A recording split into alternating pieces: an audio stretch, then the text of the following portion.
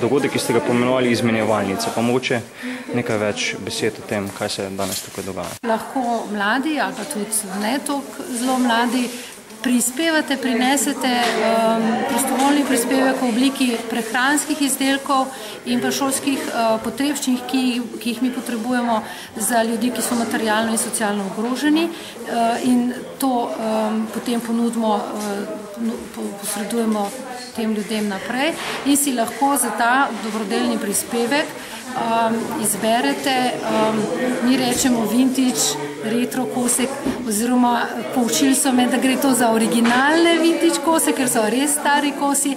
Zdaj vedno ste prišli na idejo, da to znova obudite. Mogoče zakaj? Da se mogoče vzbudi v ljudeh en občutek, da se mogoče s kakšno stvarjo, ki se zamenja, nekomu naredi veliko dobrega.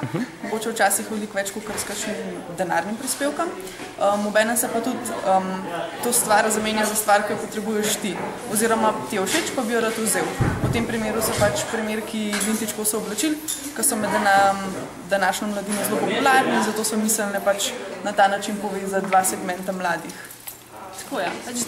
V bistvu želeli smo vključiti predvsem tudi mlade, da oni se zavejo, da lahko s tem, ko nekaj darujejo, kar mogoče tudi sami narabijo ali pa pač prinesejo neko stvar, naredijo nekaj dobrega, hkrati pa v bistvu tudi zase nekaj novega pridobijo.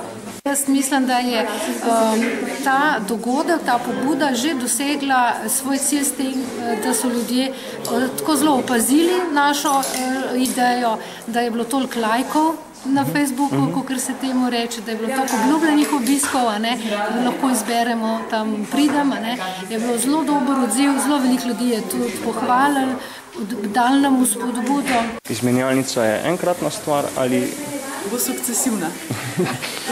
Potekala bo načeloma za enkrat vsako zadnjo sredo v mesecu, vsak mesec.